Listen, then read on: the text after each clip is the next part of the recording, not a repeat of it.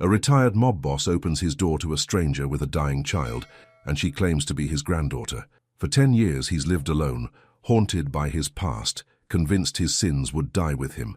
But when this young woman hands him a letter and a DNA test, his entire world shatters. The child she's raising? His grandson, born from a fertility clinic scandal he never knew existed. His biological daughter lived and died without ever knowing her father. Now, as he races to save the boy's life with heart surgery, his dark past awakens. An old enemy discovers his weakness, this fragile new family, and threatens to destroy everything unless he returns to the criminal world he swore to leave behind. When the police arrive with handcuffs and the boy watches his grandfather dragged away, one question remains. Can a man who built his life on violence find redemption through love? Or will his sins take everything from him, including the family he just found? The morning comes like every morning before it. Silent, cold, empty. I pour black coffee into my favorite mug, the one Maria gave me 30 years ago. It has a chip on the rim now. I don't replace it. I am Vince Moretti. I am 68 years old. I live alone. The newspaper arrives at 6. I read it on the porch. The ocean stretches out before me like a grey sheet. The waves sound the same as yesterday, the same as the day before that. I used to be someone people feared. Now I am someone people forget. That suits me fine. My hands shake a little when I turn the pages. Age does that. Or maybe it's something else. Something deeper. Something I don't like to name. I finish my coffee. I fold the newspaper. I stand. The roses need tending. Maria loved roses. Red ones. She planted them the year we bought this house. That was before everything fell apart. Before the doctors said we couldn't have children. Before the pain in her eyes became permanent. I water each bush carefully. I pull the weeds. I cut away the dead blooms. I'm sorry, I whisper to them. To her. The words float away on the wind. Inside, I sit at my desk. I open my journal. The leather cover is worn smooth. I filled 30 of these books over the years, all of them confessions, all of them prayers. I was a bad man, I write. I hurt people. I broke laws. I took what wasn't mine. My chest tightens. But I'm trying to be better. I'm trying to die clean. I close the journal. I look out the window. The sun is setting. Orange and pink paint the sky. It's beautiful. Maria would have loved it. Please, I say to no one. To God, maybe. Let my sins die with me. The next morning starts different. Someone knocks at my gate. I freeze. My coffee cup stops halfway to my mouth. Nobody comes here. Nobody knows I'm here. That's the point. The knocking continues. Urgent. Desperate. I set down my cup. My heart pounds. Old instincts wake up. Instincts I thought I'd buried. I walk to the security monitor. A young woman stands at the gate. She's maybe 30. Dark hair. Thin. Scared. A small boy stands beside her. He holds her hand tight. Vince felt uneasy. I press the intercom button. Can I help you? Her voice comes through tinny and small. Mr. Moretti, Vince Moretti. My stomach drops. Who's asking? My name is Clara Rossi. I need to speak with you. Please. It's personal. Clara Rossi. The name means nothing to me. I don't know you, I say. I know, but I knew your wife, Maria. Please, just 5 minutes. Maria's name in her mouth feels wrong, like a violation. But something in her voice stops me from hanging up.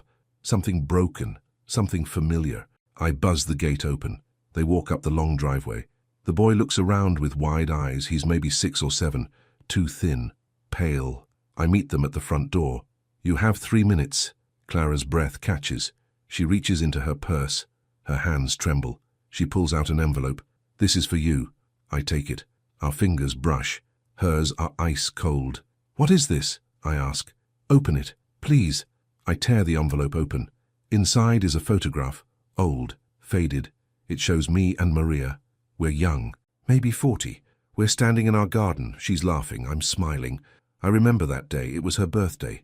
Where did you get this? My voice is rough. From my mother, Teresa Rossi. She worked for you once, a long time ago. Teresa. The name triggers something. A memory. A young woman. Quiet, kind. She cleaned our house for a few years. Then she left. I never knew why. I remember her, I say slowly. Clara nods. She died last year. Cancer. I'm sorry. She left me this photo. And a letter. For you. She hands me another envelope. This one is sealed. My name is written on it, in careful script. My hands shake as I open it. The letter is short, 1 page. But the words make the world tilt. Dear Mr. Moretti, If you're reading this, I'm gone. I'm sorry I never told you the truth. I'm sorry I was too afraid, but Clara needs to know. She needs family, and so does her son. 28 years ago, you and Mrs. Moretti used a fertility clinic. Something went wrong. The clinic made a mistake. Your genetic material was used in another woman's treatment. That woman was my mother. I am your biological daughter. I never knew until I was dying and found the records. I never told Clara until the end. I forgive you for not knowing. I forgive you for not being there. I had a good life anyway, but Clara is struggling. Her son is sick. They need help. They need family. This is your grandson. His name is Luca. Please, please help them. Teresa. The letter falls from my hands. Something shifted in my expression. No, I whisper. Clara's eyes find mine. It's true. I have the DNA results, the clinic records, everything. That's impossible. I know it sounds crazy, but my mother never lied. Not once in her life. I look at the boy, Luca. He stares up at me with dark eyes. Maria's eyes. My chest tightens. Come inside, I hear myself say. We sit in my kitchen. I make tea. My hands won't stop shaking. Clara pulls out papers. Documents, DNA results, clinic records with Moretti written across the top. I read them all. Twice. Vince felt like drowning. The clinic covered it up, Clara says quietly. They paid my grandmother to stay quiet. She took the money. She raised my mother. And nobody ever knew. Your mother worked in my house, I say. She was here. She saw Maria and me together. And she never said anything. She didn't know then. She only found out when she got sick. She hired an investigator. She wanted to know her medical history. She found this. Clara's voice breaks. I'm not here for money, she says quickly. Luca is sick. He has a heart condition. He needs surgery. I can't afford it. I'm working 2 jobs, but it's not enough. And I thought maybe if we had family. She stops. Her eyes fill with tears.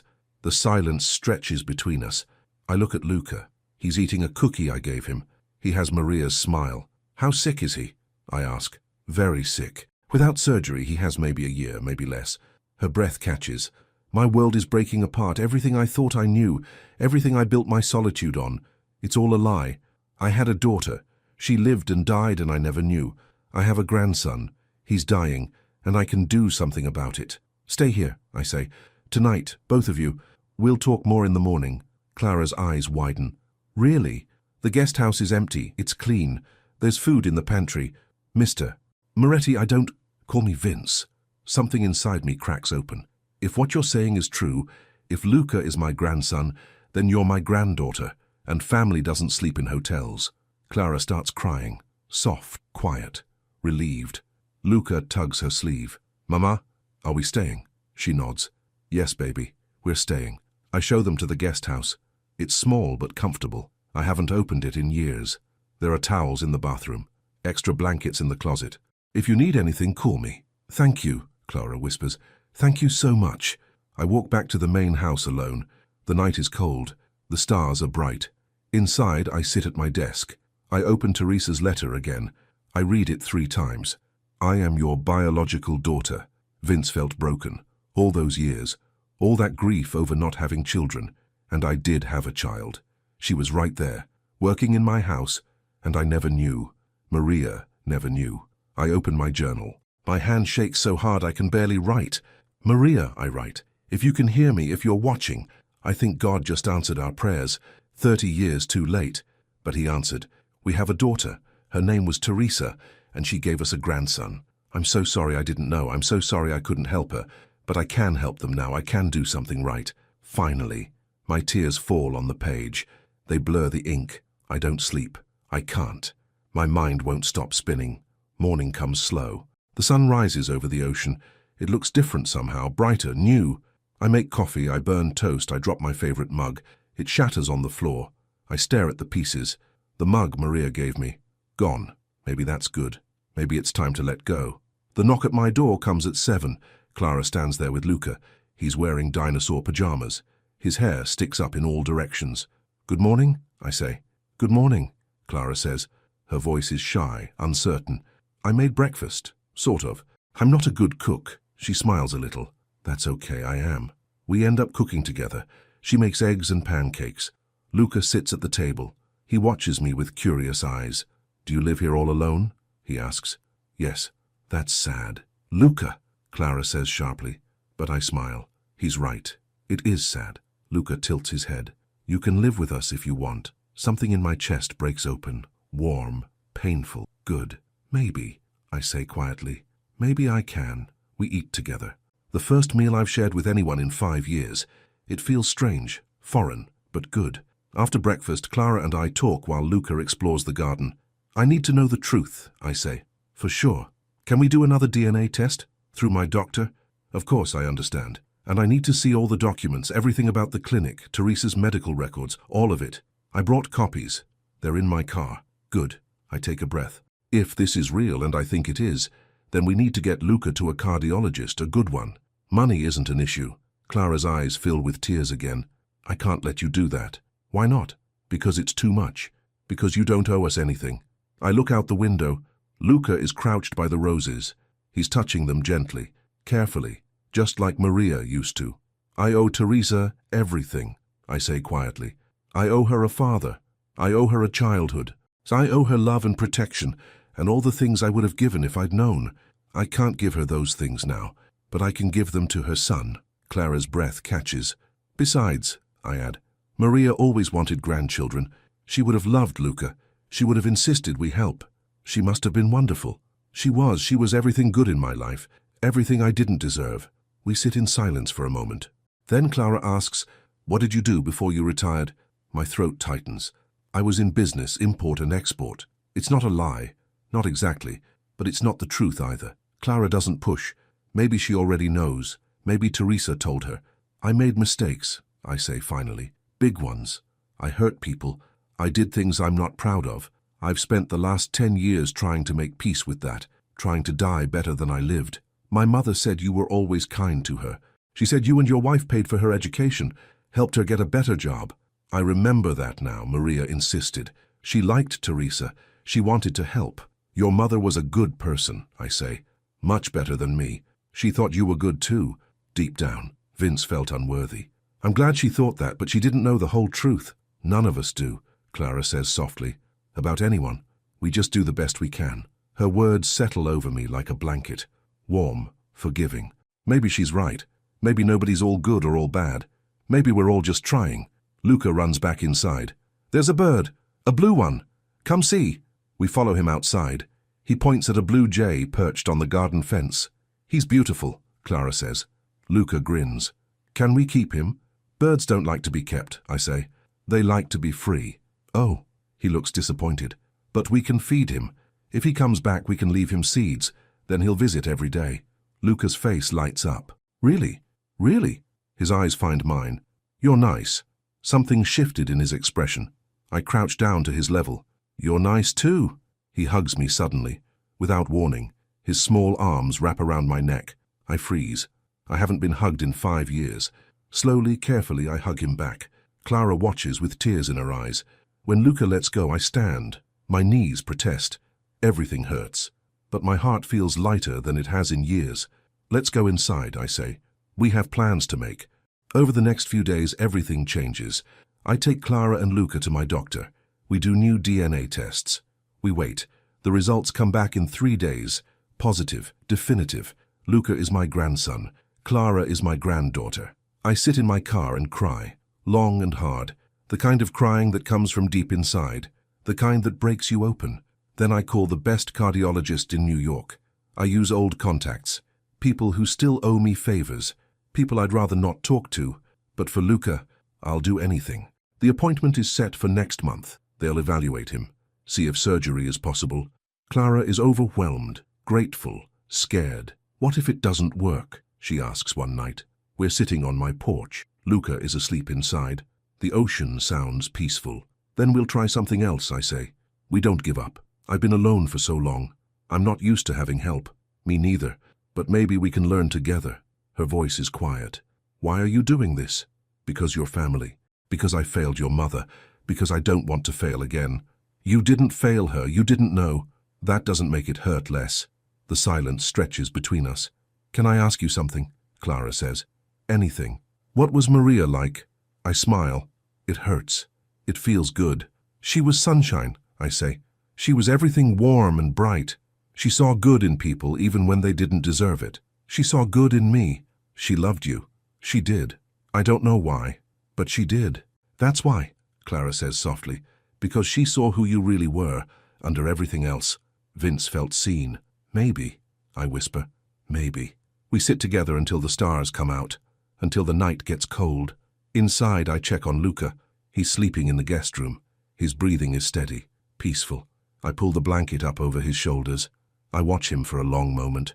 I'm going to protect you, I whisper. I promise, whatever it takes. He shifts in his sleep, smiles a little. I walk back to my room. I sit at my desk. I open my journal. Maria, I write, I think you sent them to me. I think this is your way of giving me a second chance, a reason to keep living. I won't waste it. I promise. I'm going to be the grandfather you would have wanted me to be, the man you always believed I could be. Thank you for everything, for believing in me when nobody else did. I love you. I always will. I close the journal. I look out at the ocean. The moon is full tonight, bright, beautiful, and for the first time in years I feel something other than guilt. I feel hope. The next morning I find Luca feeding pigeons in the garden. He's tossing breadcrumbs. The birds flock around him, cooing, eating from his hands. You're up early, I say. He looks at me with a gap-toothed smile. I wanted to see the sunrise. Mama says it's pretty here. It is. I sit beside him on the bench. We watch the birds together. Grandpa? He says tentatively. My heart stops. Yes? Can I call you that? Grandpa? Vince felt joy. Pure. Simple. Complete. I would like that very much. He leans against me, warm, trusting. I'm glad we found you, he says. I was scared, but I'm not anymore. Why not? Because you're here, and you're going to help me get better, right? Right. Good. He yawns. I want to play soccer when I'm better. Do you like soccer? I don't know much about it. That's okay. I can teach you. I smile. The kind I haven't felt in years. I'd like that. We sit together until Clara comes looking for us. She stands in the doorway, watching, smiling. Her eyes find mine. Something passes between us. Understanding, gratitude, connection. We are family now. Broken, unexpected, but family. And maybe that's enough. Maybe that's everything. The weeks pass like water through my fingers. Too fast, too precious. Luca grows stronger in spirit, even as his body stays weak. He explores the garden every morning. He feeds the birds. He asks 1,000 questions. Clara learns to relax. Her shoulders drop. Her smile comes easier. She cooks meals that fill the house with warmth. I learn to live again, to laugh, to care about tomorrow. But underneath it all, worry sits heavy in my chest. The appointment in New York approaches. Everything depends on what the doctors say. 3 weeks after Clara and Luca arrive, we pack for the trip. How long will we be gone? Luca asks. A few days, I say, maybe a week. Will it hurt? The tests. Maybe a little, but they need to check your heart to see if they can fix it. He nods seriously. Okay, I'm brave. I know you are. Clara appears in the doorway. Her face is pale, nervous. Ready? I ask. As ready as I'll ever be. We drive to New York in my old Mercedes. It's a 4-hour trip. Luca sleeps in the back seat. Clara stares out the window. What are you thinking? I ask. Her voice is soft, that this could change everything or nothing, and I don't know which scares me more. We'll face it together, whatever comes. I'm not used to that, having someone else to face things with. Me neither, but I'm glad we do now. She reaches over, squeezes my hand. Me too. My chest tightens. The good kind of tight, the kind that means something matters. We arrive in Manhattan at noon. The city is loud, crowded, too much of everything. I hate cities. I always have. But for Luca, I'd go anywhere. We check into a hotel near the hospital. 2 rooms connected, so we can hear each other through the night. Luca bounces on the bed. Look how high I can jump. Careful, Clara warns, but she's smiling. That evening, we walk through Central Park. Luca holds both our hands. He swings between us, giggling. This is fun, he shouts. People stare at us. An old man, a young woman, a sick child. We must look strange together, but I don't care. Let them stare. This is my family and I'm proud. The next morning we go to the hospital. The cardiology wing is on the 7th floor. Everything is white, sterile, quiet. We sit in the waiting room. Luca plays with toys in the corner. Clara holds my hand so tight it hurts. Clara Rossi? A nurse calls. We stand together, walk together, stay together. The cardiologist is a woman named Dr. Patel. She's young, confident, kind. "So this is Luca," she says warmly. He hides behind Clara's leg, shy. "It's okay," Dr. Patel says. "I just want to listen to your heart. Is that okay?" He nods slowly. She examines him thoroughly, listens, measures, asks questions. Clara answers most of them. Medical history, symptoms, episodes. I just watch and worry. Finally, Dr. Patel sits back. "I need to run some tests, an echocardiogram, maybe a cardiac catheterization. Then we'll know more." "Is surgery possible?" Clara asks. Her voice breaks. "Possibly, but I need to see the full picture first." Vince felt helpless. "When can we do the tests?" I ask. "We can start today if you're ready." Clara looks at me. Her eyes find mine, scared, hopeful, trusting. "We're ready," I say. The tests take 3 hours. They let me wait in the room. I watch machines beep and whir. I watch Luca try to be brave. He's so small, so fragile, and I can't do anything. I can't fix this. I can only wait. Clara holds his hand the whole time. She talks to him softly, tells him stories, keeps him calm. She's a good mother, the best kind, the kind Teresa must have been. When it's over, Luca is exhausted. We carry him to the car. He falls asleep before we leave the parking garage. Back at the hotel, we put him to bed. Clara and I sit in my room, too wired to sleep. "What do we do now?" she asks. We wait. Dr. Patel will call tomorrow with results, and if the news is bad, then we find another doctor, another opinion. We don't give up. The silence stretches between us, heavy, thick. "Vince?" Clara says quietly. "Yes? Why are you really doing this?" "The truth." I take a breath. "Because I spent my whole life taking.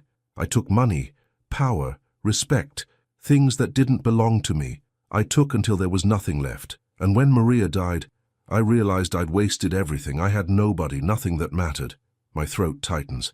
"Then you showed up, with Luca, and suddenly I had a reason to give instead of take, a reason to use everything I have for something good, for someone who deserves it." "We're not your redemption project," Clara says, but her voice is gentle, understanding.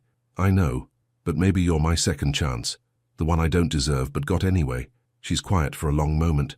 Then she says, "My mother used to say God doesn't waste anything, not even our mistakes. He finds a way to turn them into something beautiful. Your mother was wise." She was.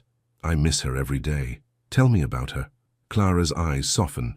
"She was strong, even when things were hard. She worked 3 jobs to put me through school. She never complained. She just loved me, fiercely, completely. She sounds like Maria. I think they would have been friends." "I think so too." We talk until midnight, about Teresa, about Maria, about life and loss and hope. And somewhere in all that talking, I realize something. I'm not alone anymore. The next day, Dr. Patel calls. "The tests look good," she says. "Better than expected. I think surgery is possible. But it's complicated. High risk. We need to discuss all the options." "When can we meet?" I ask. "This afternoon, 2 o'clock. We'll be there." Clara's breath catches when I tell her. "Really? She thinks she can do it?" "She thinks it's possible. That's enough for now." We meet with Dr. Patel at 2. She shows us images of Luca's heart, explains the defect, the risks, the procedure. "I won't lie to you," she says. "This is major surgery. There are complications that could arise. But without it, Luca's prognosis is poor." "How poor?" Clara whispers. 6 months, maybe a year." Clara starts crying, quiet, broken. I reach for her hand. "And with surgery? If successful, he could live a normal life, play sports, go to college, everything." "What's the success rate?" 80%, maybe higher. Luca is young, strong. Those are in his favor." Vince felt terrified, but I keep my voice steady. "What's the cost?" Dr. Patel names a figure. 6 figures. "More money than most people see in a lifetime." Clara gasps. "I can't." "I can," I say firmly. "Money isn't an issue. If you can save him, I'll pay whatever it costs." "Vince." "No." "Yes." I look at her. My eyes find hers. "This is what I want. This is what Maria would want. Let me do this, please." Something shifted in her expression. Resistance, then acceptance, then gratitude. "Okay," she whispers. "Okay." Dr. Patel smiles. "Then let's schedule it. How about 2 weeks from today?" 14 days. 2 weeks. Not enough time. Too much time. Yes, I say. Whatever you think is best. We shake hands, sign papers, make plans. Walking out of the hospital, Clara stops suddenly. I need to tell you something, she says. What? I was angry at you when I first found out about you being my grandfather. I was so angry that you got to live in this big house by the ocean while my mother struggled, while we barely survived. Her voice is thick with emotion. I thought about not coming, about throwing away the letter and never telling you, but then Luca got sicker, and I realized I had to put him first, even if it meant facing you. I understand. But now I'm not angry anymore, because I see it, the guilt you carry, the loneliness. You've been punishing yourself all these years, and maybe that's worse than anything I could have said. Vince felt understood. I don't want your punishment, I say quietly, or your forgiveness. I just want to help, that's all. You are helping, more than you know. She hugs me right there on the sidewalk. People walk past, cars honk, the city moves around us. But for a moment, we're still. We drive back to the hotel. Luca is with a babysitter, safe, happy, playing games. That night we eat dinner in the hotel restaurant, the three of us, like a real family. When do I get my new heart? Luca asks. You're not getting a new heart, Clara explains. The doctor is going to fix the one you have. Oh, will it hurt? You'll be asleep, you won't feel anything. And then I can play soccer. Maybe, someday, if you're very good about resting first. He grins. I'll be so good, I promise. I watch him eat. This small boy with Maria's eyes. This unexpected gift. Luca, I say. Yeah? I'm proud of you, for being so brave. Really? Really? He beams. I'm proud of you too, Grandpa. My chest tightens. Why? Because Mama says you're helping us, and that's what grandpas do. Clara's eyes fill with tears, happy ones this time. We finish dinner. We walk back to our rooms. We say good night. But before Clara closes her door, she turns back. Vince? Yes? Thank you. For everything. For believing us. For not turning us away. For being family. Thank you for finding me, for giving me a reason to keep living. The silence hangs between us. Comfortable now. Safe. Good night, she says. Good night. I lie in bed that night and stare at the ceiling. Tomorrow we drive home. In 2 weeks we come back for surgery. Everything hangs on those 2 weeks, on Dr. Patel's skill, on luck, on God. I haven't prayed much in my life, not real prayers, not the kind that come from the soul. But tonight, I do. Please, I whisper into the darkness. Please let him live. Take anything from me. Take everything, but let him live. He's just a child. He deserves a chance. A real chance. At life. At happiness. At everything I wasted. Please. No answer comes. But somehow I feel lighter. Like the prayer itself matters. Like someone heard. I fall asleep thinking about Luca's smile. About Clara's strength. About second chances. The 2 weeks at home pass too fast. Luca grows stronger. More energetic. Like his body knows a change is coming. We fish off my dock. We build sandcastles. We watch movies. We laugh. Clara cooks elaborate meals. She cleans obsessively. She worries constantly. It's going to be okay, I tell her every day. You can't know that. No, but I believe it. And that's enough. One evening, Luca finds me in my study. I'm writing in my journal. What are you doing? He asks. Writing down my thoughts, so I don't forget them. Can I see? I hesitate. These journals are private, confessional, dark. But he's looking at me with such trust, such innocence. Some of it, I say. The parts about you. I read him an entry from last week. Luca asked me today if I miss being young. I said no. Because when I was young I didn't have him, and having him is better than anything youth gave me. His eyes go wide. You wrote that about me? I did. That's really nice. It's really true. He climbs into my lap. Small, warm, perfect. I love you, Grandpa. Vince felt complete. I love you too, Luca. So much. We sit together until Clara calls us for dinner. The night before we leave for surgery, I can't sleep. I walk through my house, room by room, remembering. This is where Maria and I danced on our anniversary. This is where she told me about the infertility. This is where she died. Every room holds ghosts, some good, some painful. But now there are new memories too. Luca's laughter in the kitchen, Clara's humming while she cooks, family dinners, hope. I stand at my bedroom window.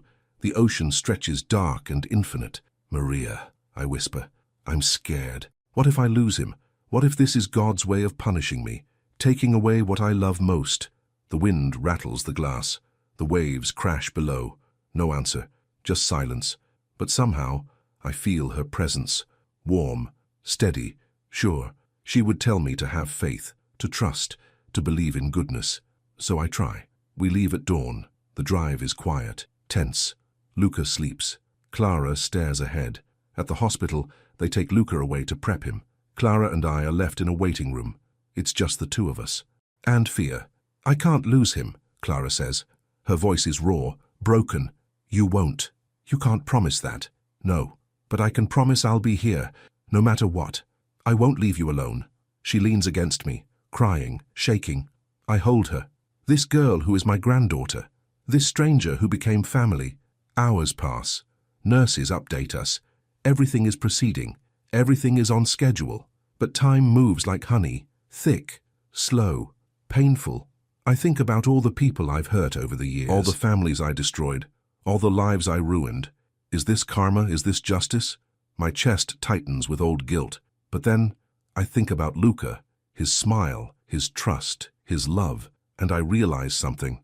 This isn't punishment. This is grace. This is God giving me a chance to do something right, to save instead of destroy. Whether Luca lives or dies, I was given this gift, these weeks together, this family, and that matters. Finally, after 5 hours, Dr. Patel appears. She's smiling. Clara's breath catches. Mine does too. He did beautifully, Dr. Patel says. The surgery was a success. He's in recovery now. Clara collapses, just falls to her knees, sobbing. I pull her up, hold her. We cry together. Can we see him? I ask. Soon. He's still unconscious, but yes, soon. When they finally let us in, Luca looks so small, so pale, tubes and wires everywhere, but his chest rises and falls. Steady, strong. He's going to be okay, Clara whispers. He's going to be okay, Dr. Patel confirms. Vince felt grateful, overwhelmingly grateful. I sit beside his bed. I take his small hand. It's warm. You did it, I whisper. You're so brave, so strong, just like your mother, just like your grandmother, Teresa. Clara stands on his other side. She strokes his hair. We're here, she says softly, both of us. We're not going anywhere. We stay until visiting hours end. Then we go back to the hotel. We're exhausted, wrung out, but hopeful. That night I sleep better than I have in years. Luca recovers quickly, stronger each day. Within a week he's sitting up, eating, asking for books and games.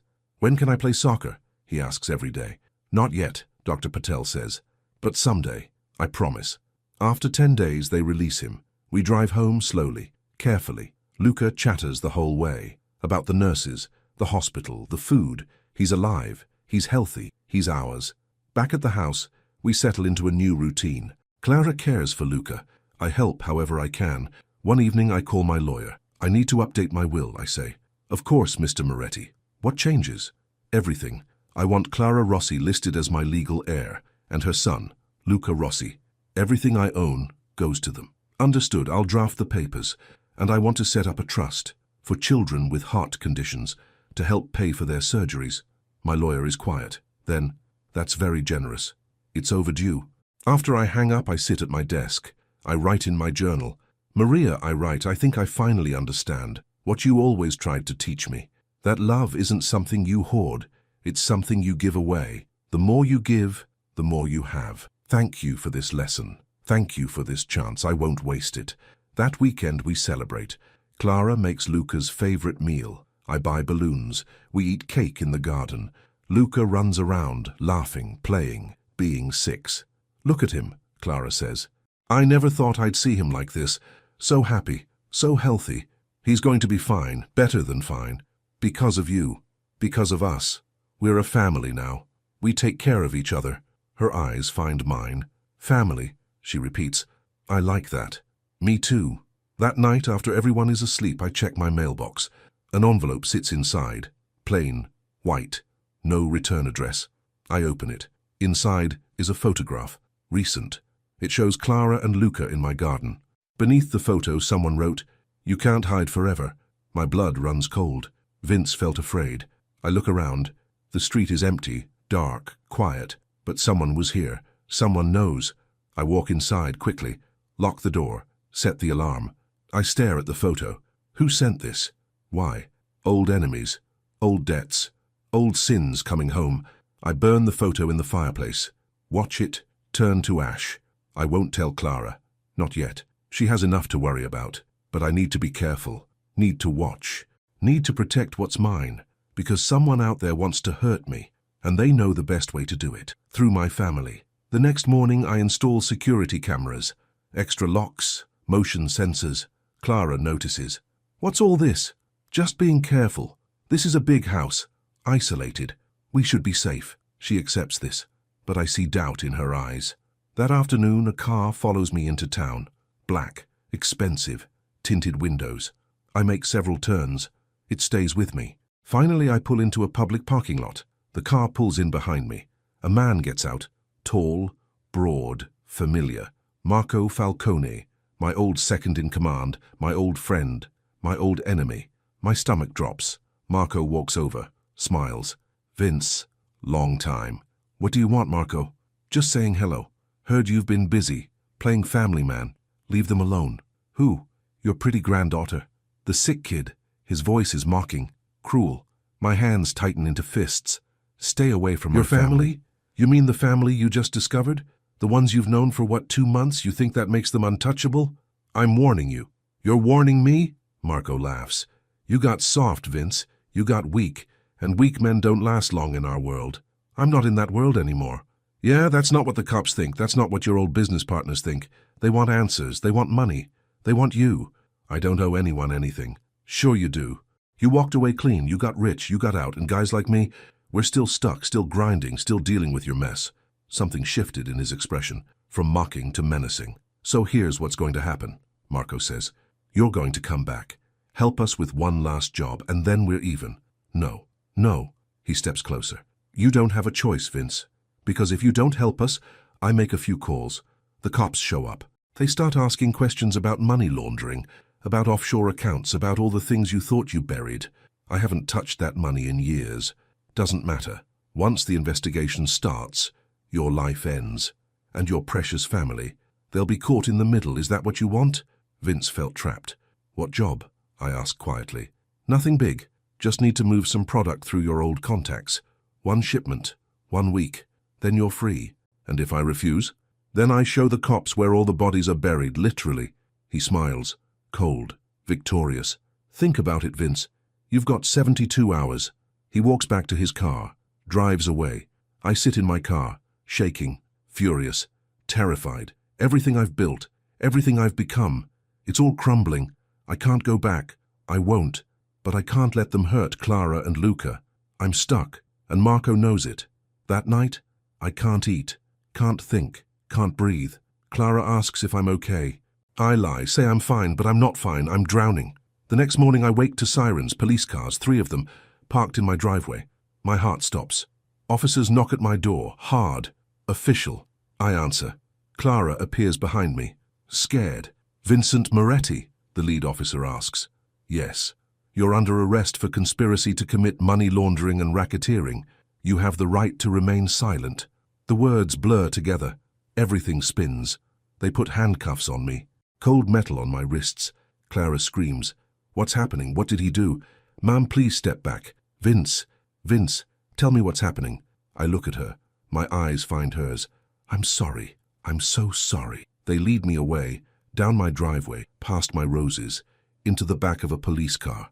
I watch Clara through the window. She's crying. Luca runs out, confused, scared. My heart breaks. Everything I tried to protect, everyone I love, and I failed them. The car drives away. My house disappears behind trees. And all I can think is Marco wins. He always does. The county jail is cold grey, hopeless.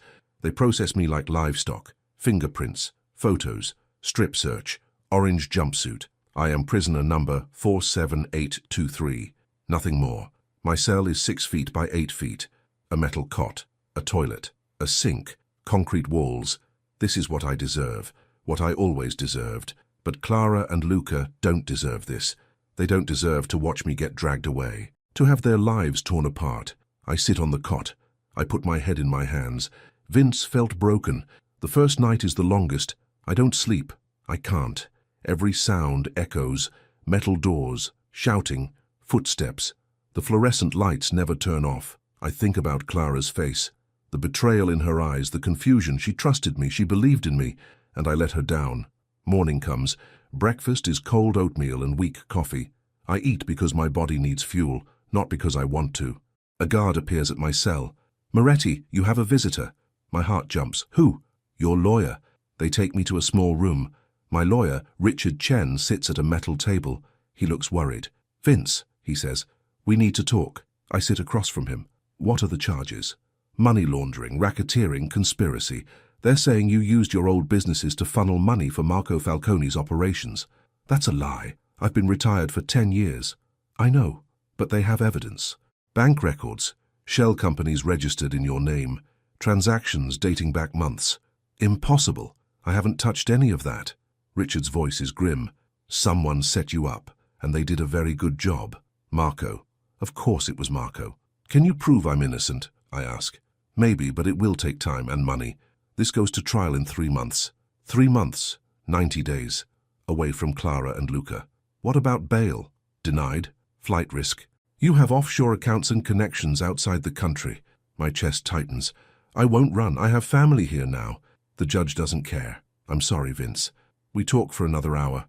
About strategy, about witnesses, about fighting. But inside, I feel defeated. When Richard leaves, I'm taken back to my cell. I sit on the cot. I close my eyes, and I pray, "Please, don't let this destroy them. Don't let my sins hurt my family. They're innocent. They're good. Protect them. I'll take whatever punishment comes. Just protect them." That afternoon, another visitor. This time it's Clara. They bring me to a visitation room. Glass partition. Phones to talk through. Clara sits on the other side. Her eyes are red, swollen from crying. My heart breaks all over again. "I'm sorry," I say immediately. "I'm so sorry." Her voice is shaky. "What happened?" "They won't tell me anything. Just that you were arrested for money laundering. I was set up by someone from my past. Marco Falcone. He wanted me to help him with something illegal. I refused. So he framed me. Can you prove that?" Richard is trying, but it's complicated. The silence stretches between us. Then Clara says, "Luca doesn't understand. He keeps asking when you're coming home." Vince felt gutted. "What did you tell him?" "That you had to go away for a while, but that you love him, and you'll be back as soon as you can." "Thank you." "Is that true? Will you be back?" "I don't know," I say honestly. "I hope so, but I don't know." Her breath catches. "We just got you. We can't lose you now." "You won't. I promise. I'll fight this. I'll prove I'm innocent. Whatever it takes." "How can I help?" "Take care of Luca. Keep him safe. Don't let him worry about me." "That's it? There's nothing else I can do?" I think for a moment. "Actually, there is. Find out everything you can about the fertility clinic.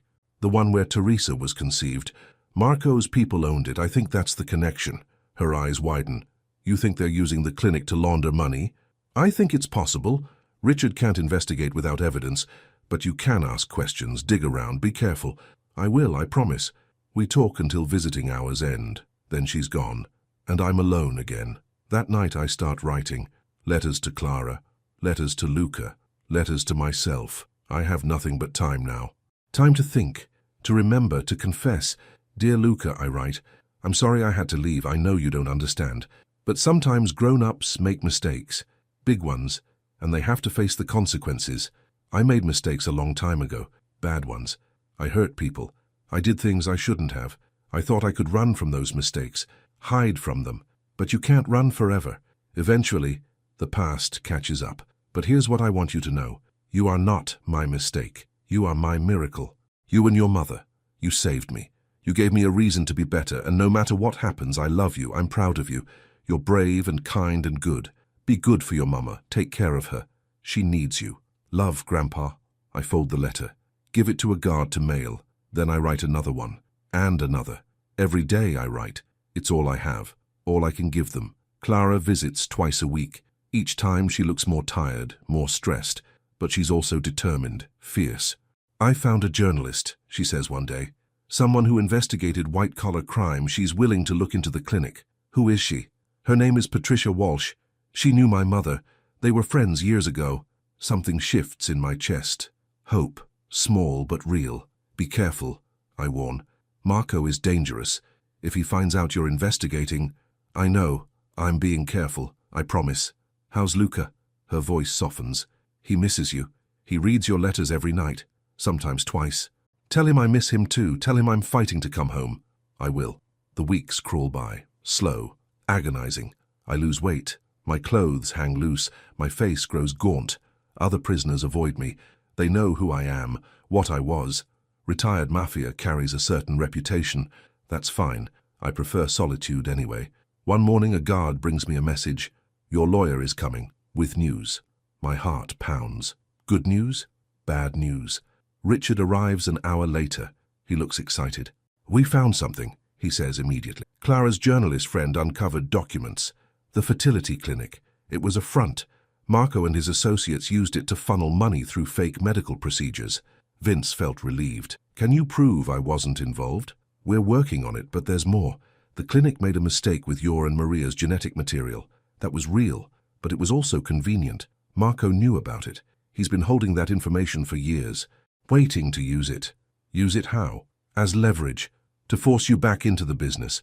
When you refused, he framed you, used the same clinic's financial network to implicate you. My mind races. So the whole thing was planned, from the beginning? Not exactly. The clinic mistake was real, but Marco took advantage of it. He knew eventually Clara would find you. He waited, then he struck. Can we prove any of this? Patricia found a witness, a former employee at the clinic. She's willing to testify that Marco and his people ran the operation, that your name was used without your knowledge. Will the DA believe her? If we present it right? Maybe. We're building a case. It takes time. How much time? Your trial is in 6 weeks. We need to move fast. After Richard leaves, I sit in my cell, thinking, planning, hoping. Maybe there's a chance. Maybe I can beat this. Maybe I can go home. That night, I dream of the ocean, of my garden, of Luca laughing. I wake up with tears on my face. Clara visits the next day. She looks different, stronger, more confident. Patricia and I went to the courthouse, she says. We filed a motion to admit the clinic records as evidence. The judge approved it. Really? Really? We're building a case, Vince, a real one. We're going to prove you're innocent. Her eyes find mine, bright, fierce, determined. Why are you doing this? I ask. You barely know me. You could walk away, start over somewhere else. Because you're family, because you saved Luca, because you deserve a second chance. Her voice breaks a little. And because my mother would want me to. She always believed in second chances, in forgiveness, in redemption. Vince felt loved. Thank you, I whisper, for not giving up on me. Never. We're in this together. All the way. The trial begins on a cold Monday morning. They transport me to the courthouse in chains, orange jumpsuit, handcuffs, ankle shackles. I feel like an animal, dangerous, worthless. The courtroom is packed. Reporters, spectators, curious onlookers. Clara sits in the front row, Patricia beside her. Luca stayed home. Too young, too sensitive. The prosecutor is a woman named Linda Martinez. Sharp, aggressive, determined to convict. She lays out her case methodically. Bank records, shell companies, witness statements from Marco's associates. On paper, it looks damning, like I'm guilty. But Richard fights back. He questions every witness, challenges every document, plants seeds of doubt. The first week is brutal, exhausting, demoralizing. I watch the jury's faces. Some look sympathetic, others look disgusted. On Friday, Clara takes the stand. She's nervous. Her hands tremble, but her voice is steady. Tell us about your relationship with the defendant, Linda says. Vince Moretti is my grandfather, biologically. We only found out a few months ago. And what was your impression of him? He's kind, generous. He paid for my son's heart surgery. He took us in when we had nowhere else to go. He gave us family. Did he ever mention his criminal past? Clara hesitates. Yes, he was honest about it. He said he made mistakes, but that he was trying to be better. Did he mention any current criminal activity? No, never. He lives quietly, peacefully. He gardens and writes in his journal. He's not involved in anything illegal. How can you be sure? Because I lived with him. I saw how he spent his days. There was nothing suspicious, nothing hidden, just an old man trying to make amends. The courtroom falls silent. Linda tries to shake her testimony, to make her seem biased. But Clara doesn't budge. She's telling the truth, and everyone can see it. When she steps down, her eyes find mine. I mouth, "Thank you." She nods, sits back down. The trial continues for 2 more weeks. Richard calls the clinic witness, a woman named Helen Cho. She testifies that Marco ran the operation, that my name was used without permission. Linda tries to discredit her, calls her a disgruntled employee, a liar, but Helen stays calm, presents documents, emails, proof. The jury starts to shift. I can see it in their faces. Finally, on the last day, Richard makes his closing argument. "Ladies and gentlemen," he says, "Vincent Moretti is not a perfect man. He has a past, a dark one. He's not denying that. But he's not the man on trial here. The real criminal is Marco Falcone, the man who framed an innocent person to cover his own crimes. Vince Moretti retired 10 years ago. He paid his debts to society. He tried to live quietly, in peace. And when his family found him, he helped them, without hesitation, without asking for anything in return. That's not the behavior of a criminal. That's the behavior of a man seeking redemption." His voice rises, passionate, convincing. "Don't punish a man for crimes he didn't commit. Don't let Marco Falcone win. Look at the evidence, the real evidence, and ask yourselves, is Vince Moretti guilty? I submit to you that he is not." The courtroom is silent when he sits down. The jury deliberates for 3 days, long, agonizing days. I pray constantly, bargain with God, beg for mercy. Finally, they come back. "Has the jury reached a verdict?" the judge asks. "We have, Your Honor." My heart pounds so hard I can barely breathe. "On the charge of money laundering, how do you find?" "Not guilty," Clara gasps, starts crying. "On the charge of racketeering, how do you find?" "Not guilty." "On the charge of conspiracy, how do you find?" "Not guilty." The courtroom erupts. Cheers, applause, shouting. The judge bangs her gavel. "Order! Order in the court!" But I can barely hear. My ears are ringing. My vision blurs. Not guilty. I'm free. The judge orders my immediate release. They remove my handcuffs. Clara runs to me, throws her arms around me. We hold each other and cry. "You did it," I whisper. "You saved me." "We saved each other," she says. Patricia joins us, smiling.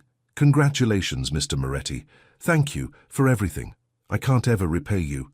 You don't have to. Just be good to your family. That's payment enough." They process my release. Give me my clothes back, my wallet, my keys. I walk out of the courthouse a free man. The sun is bright, too bright. I haven't seen daylight like this in months. Clara takes my arm. "Let's go home." "Home," I repeat. The word sounds beautiful. We drive back to my house, my mansion by the sea. It looks the same, but different somehow, better. Luca is waiting on the porch. He sees the car and runs. "Grandpa, Grandpa!" I get out. He crashes into me, hugs me so tight I can barely breathe. "You're back. You're really back." "I'm back," I say. My voice breaks. "I'm so sorry I left. It's okay." "Mama said you were fighting bad guys. Did you win?" "Yes, I won." "Good, I knew you would, because you're the best grandpa ever." Vince felt whole. We go inside together. Everything is clean, organized. Clara kept the house running while I was gone. That night we have dinner together. Real food, home-cooked, delicious. We talk and laugh and catch up, like no time passed at all. But later, after Luca goes to bed, Clara and I sit on the porch. The ocean sounds peaceful. "What happens now?" she asks. "I don't know, but I want to do something good, something meaningful." "Like what?" "Remember the trust I mentioned? For children with heart conditions?" "Yes. I want to make it real, a foundation, in Maria's name, and Teresa's, to help kids like Luca." Clara's breath catches. "Really? Really? I have money, more than I'll ever need. It should go to something that matters." "That's beautiful. Will you help me run it?" "Me? You know what it's like, to be desperate, to need help. You understand these families. You can connect with them, make them feel seen." Her eyes find mine. "You really want me to. I can't think of anyone better." The silence hangs between us. Comfortable, warm. "Okay," she says finally. "Let's do it." We spend the next month planning. Lawyers, paperwork, logistics. We decide to sell the mansion. It's too big, too empty, too full of ghosts. We buy a smaller house nearby, closer to town, big enough for the 3 of us, with a garden for Luca. The foundation opens on a sunny Saturday. We call it the Maria and Teresa Hart Foundation.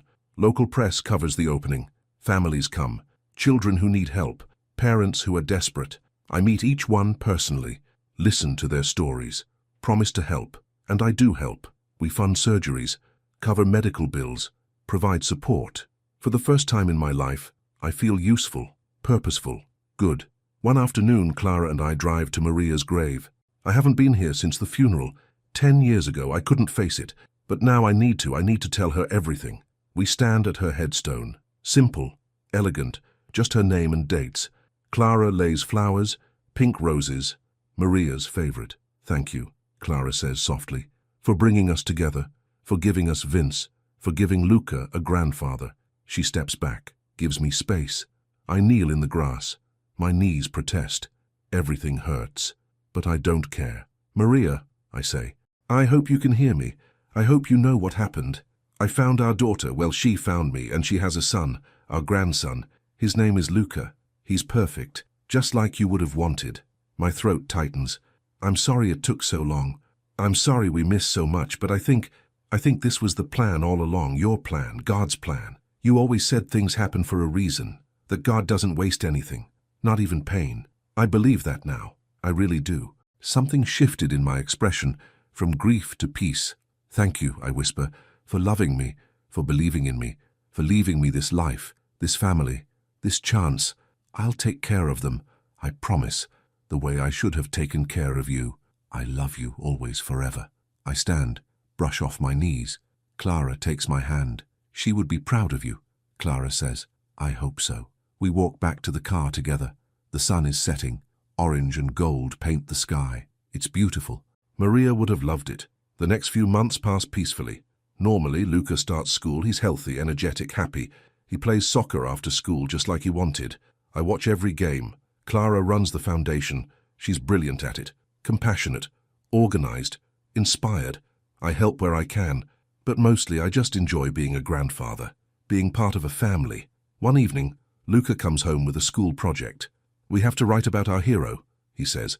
Someone who changed our life. Who are you writing about? I ask. He grins. You, obviously. Vince felt honored. Me? Why? Because you saved me. You helped me get better, and you're always nice to everyone, even when they're mean to you. I'm not a hero, Luca. I'm just a grandpa. That's what makes you a hero. He goes to his room to work on his project. Clara appears beside me. He's right, you know. You are a hero, to both of us. I'm just trying to make up for lost time. You're doing more than that. You're showing us what family means, what love looks like. That's everything. That night I sit at my desk. I open my journal, the same one I've been writing in for years. But tonight feels different, final, complete. Maria, I write, this is my last entry. Not because I'm dying, but because I'm finally living. For so long I wrote to confess, to punish myself, to remember my sins. But I don't need to do that anymore. I'm not that man. Not completely. I'm Luca's grandpa, Clara's grandfather, the founder of a charity that helps children. I'm someone's hero. I never thought I'd be able to say that. But it's true. Thank you for this journey, for this family, for this grace.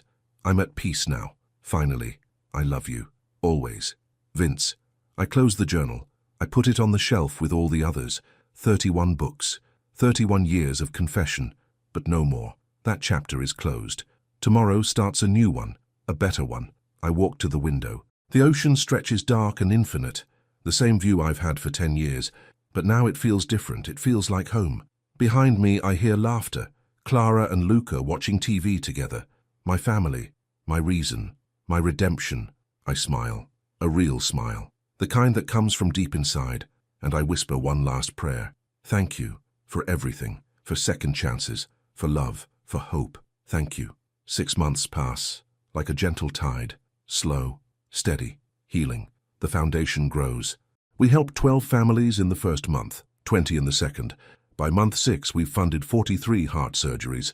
Every child who gets better feels like a small miracle. Every grateful parent reminds me why I'm here. Clara works tirelessly. She interviews families, reviews applications, coordinates with hospitals. She's found her calling. Luca thrives. His color is good, his energy endless. The doctors say his heart is strong, perfect. He plays soccer 3 times a week. He's not the best player, but he's the happiest. And me, I'm just a grandfather. Nothing more, nothing less. It's enough. It's everything. One Saturday morning, Luca bursts into my room at dawn. Grandpa, wake up, it's adoption day. I sit up slowly. My back aches, my joints crack. Old age doesn't care about happiness. What's adoption day? I ask. The animal shelter is having an event. Can we get a dog? Please, please. Clara appears in the doorway. Sorry, he's been up since 5. A dog, I say. Just to look, Clara says quickly. We don't have to get one. But Luca's eyes are so bright, so hopeful. Okay, I say. Let's go look. Vince felt amused. The animal shelter is crowded. Families everywhere. Children running, dogs barking. Luca pulls me from cage to cage. Each dog gets the same reaction. This one. No, this one. No, wait, this one. Clara follows behind us, smiling, patient. Finally, Luca stops at a small cage in the corner. Inside sits an old dog, grey around the muzzle, tired eyes. This one, Luca says quietly. Are you sure? I ask.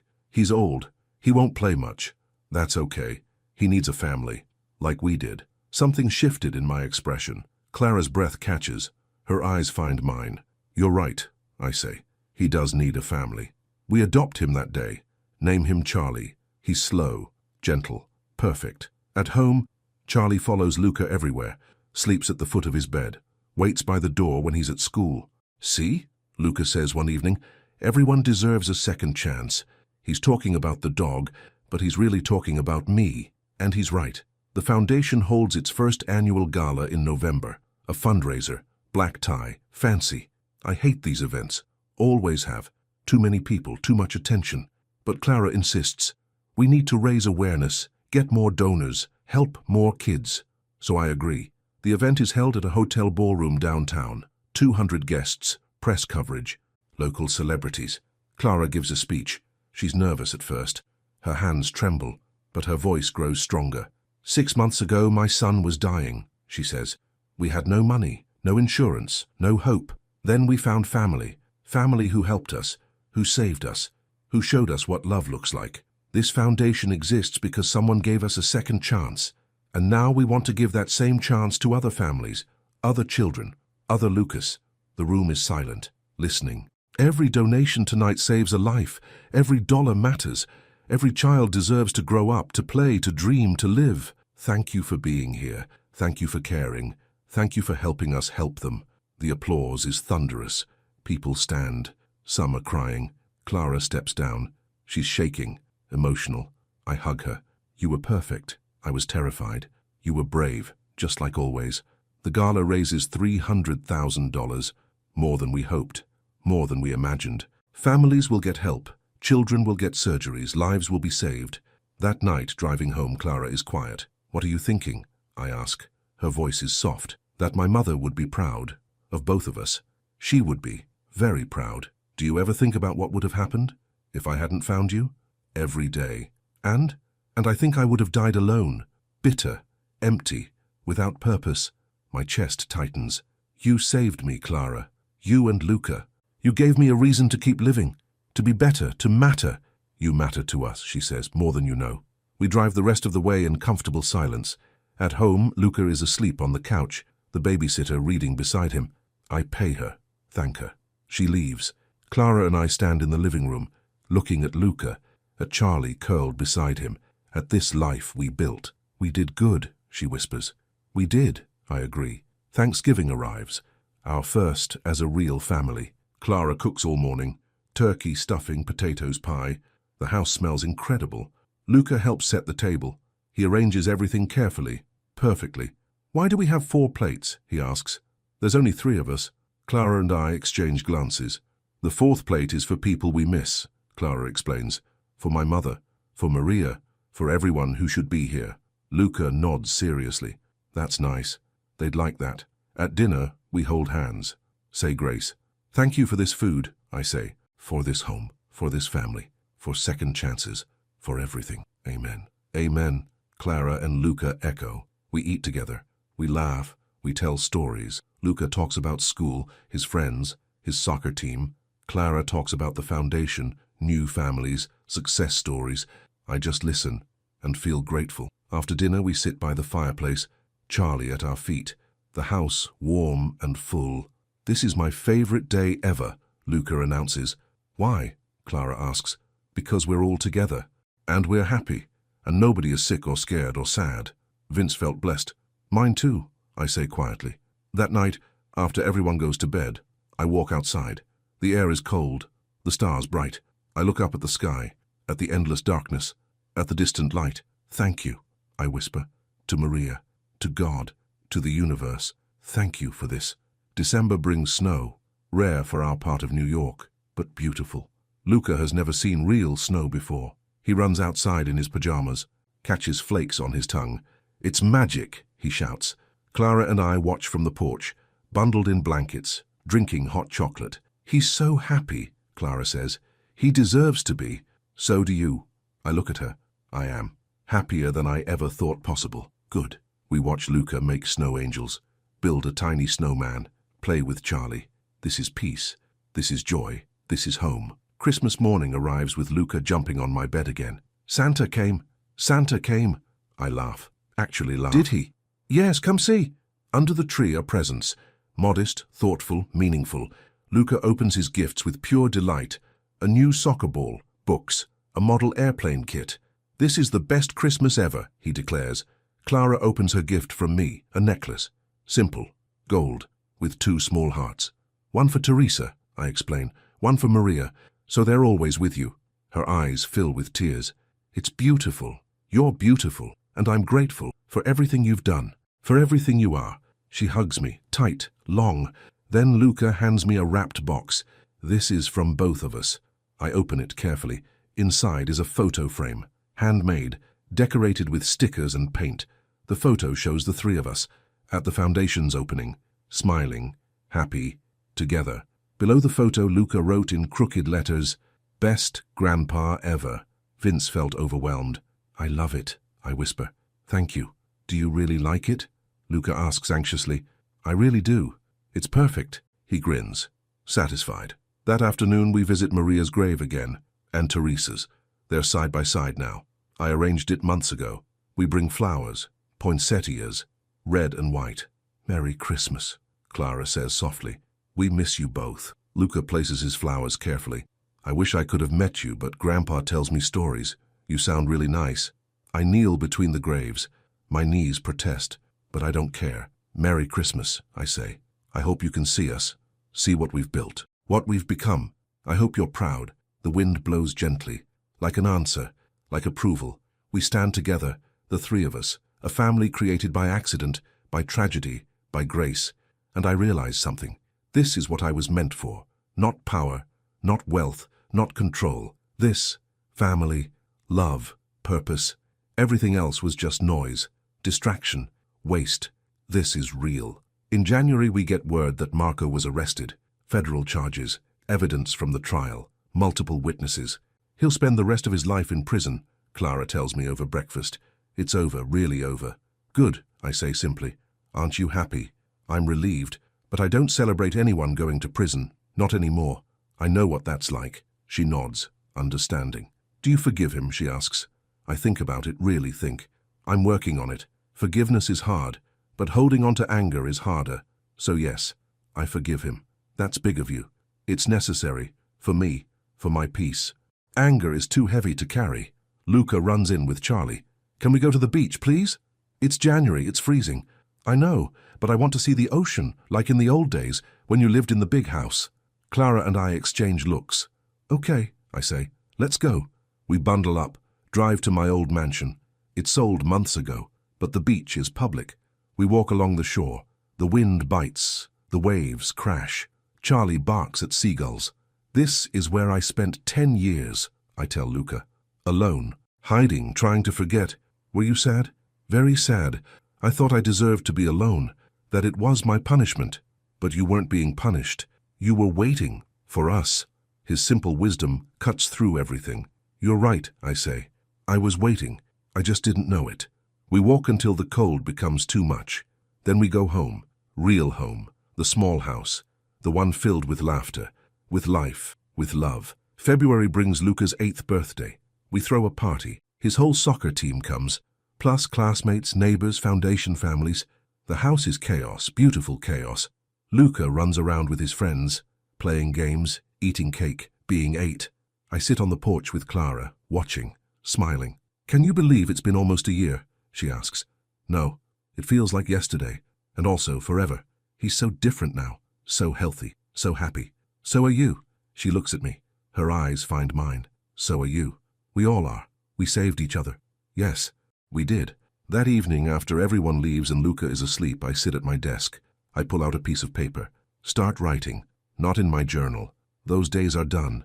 This is different. A letter. To Luca. For when he's older. Dear Luca, I write. By the time you read this, I'll probably be gone. That's okay. It's the natural order of things. I want you to know that you changed my life. Saved it, really. Before you, I was lost. Empty. Waiting to die. But you gave me purpose. You taught me how to love again. How to hope. How to believe in goodness. You made me a better man. I hope I made you proud. I hope I gave you a good life. A safe home. Happy memories. I hope when you think of me, you smile. Live fully, Luca. Be kind. Be brave. Be good. And remember, everyone deserves a second chance. Even old broken men like your grandpa. I love you. Always. Grandpa Vince. I fold the letter, put it in an envelope, address it to Luca, then I place it in my safe. For someday, when I'm gone, when he needs to hear these words, spring comes, the garden blooms, roses everywhere, red ones, like Maria planted. Luca helps me tend them. He's careful, gentle, respectful. Why do you like roses so much? He asks. Because they remind me of love. Maria loved them. They remind me of her. Do you still miss her? Every day. But it doesn't hurt as much now. Now it's sweet, like a good memory. That's nice. It is.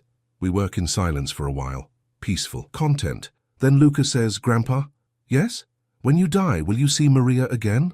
The question catches me off guard. Direct. Honest. Very Luca. I hope so, I say carefully. What will you tell her? About us? That she would have loved you. That she would have been so proud. That you're everything she ever wanted in a grandson. Good. I hope she's proud of you too. Vince felt emotional. Thank you, Luca. That means a lot. He hugs me suddenly, tight, then runs off to play with Charlie. I stand in the garden, surrounded by roses, by beauty, by life, and I realize I'm not afraid anymore. Of death, of the past, of anything. I've lived, really lived, and that's enough. 1 year after Luca's surgery, we hold a celebration, an anniversary of life. The foundation throws a party. All the families we've helped, all the children we've saved, 43 kids running around, playing, laughing, living. It's loud, chaotic, perfect. Parents thank me, shake my hand, hug me, tell me I'm a hero, but I'm not. I'm just a man trying to do right. Finally, Dr. Patel comes. She examines Luca informally, declares him perfectly healthy. You did good work, I tell her. We did good work, she corrects. All of us, together. Patricia Walsh is there too, with her notebook, writing a feature story. How does it feel? She asks me. Turning your life around? I think about it. It feels like coming home, after a long, dark journey. It feels like peace. She writes that down, smiles. That evening, after everyone leaves, I sit on the porch with Clara and Luca. The sun sets over the ocean, orange and pink and gold. Today was good, Clara says. Today was perfect, Luca adds. Yes, I agree. It was. We sit in comfortable silence. Charlie snores at our feet. The wind is warm. The air smells like roses. This is my life now. Simple, quiet, good. And I wouldn't change a thing. Epilogue. I am 70 now, 2 years older than when this began. But I feel younger somehow, lighter. The past no longer haunts me. It's just there, a part of my story, not the whole story. I wake each morning grateful for another day, for breath, for life. 6 months later, everything has settled into beautiful routine. Luca is thriving in 3rd grade. He reads above his level, makes friends easily, still plays soccer every week. His heart is strong, his spirit stronger. Clara runs the foundation full-time now. We've helped over 100 families, saved over 100 lives. She's brilliant at it, compassionate, organized, inspired. She's also dating someone, a teacher at Luca's school. Kind, gentle, good. I like him. More importantly, Luca likes him. I told Clara I'm happy for her, that she deserves love, companionship, a future. She cried, said she was worried about leaving me alone. I laughed. I'm not alone. I have Luca and Charlie and a whole foundation full of families. I'm fine, better than fine. You sure? Positive. Go, be happy, live. And I am So too. she is. My days are simple now. Wake at dawn, coffee on the porch, tending roses, breakfast with Luca before school, foundation work in the afternoon, dinner together, reading before bed. It's not exciting, not dramatic, not important to anyone but us. But it's everything. One morning in May, I wake to birds singing. The sun is bright, the air is warm. I make coffee, walk outside. The garden is in full bloom.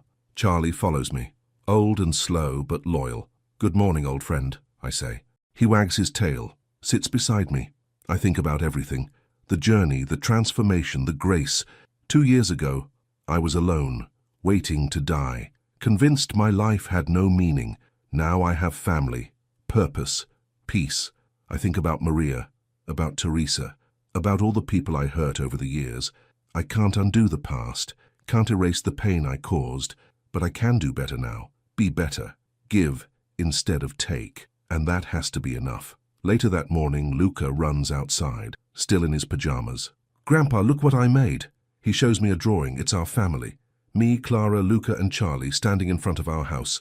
Above us, 2 figures in the clouds, Maria and Teresa, smiling down. That's us, he explains. All of us, together. My throat tightens, my eyes water. It's beautiful, I whisper.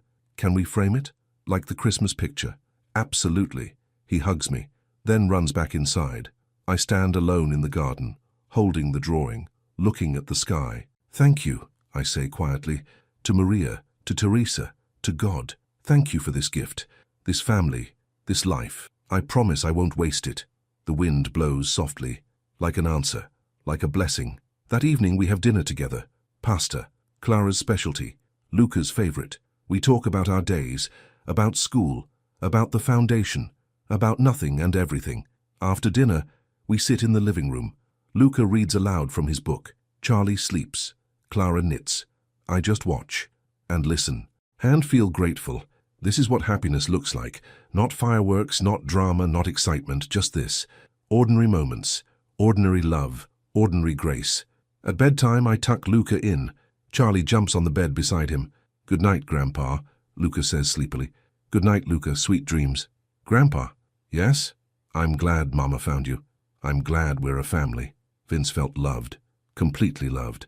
Me too, Luca. Me too. Love you. Love you too. So much. I turn out the light, close the door. In the hallway, Clara is waiting. He's happy, she says. So am I. So am I. We hug, quick, comfortable, familial. Then she goes to her room. I go to mine. I sit at my window, looking out at the ocean, at the stars, at the infinite sky. I think about the man I was, the man I became, the man I am now. They're all me, all part of the journey. But I like this version best. The grandfather, the helper, the healer. This is who I was always meant to be. I just took the long way getting here, and that's okay because I'm here now, finally. I close my eyes, feel the peace settle over me. Warm, complete. Right. Tomorrow I'll wake up, make coffee, tend roses, love my family, and the day after that, and the day after that. For as long as I'm given, this is my life now. Simple, quiet, good.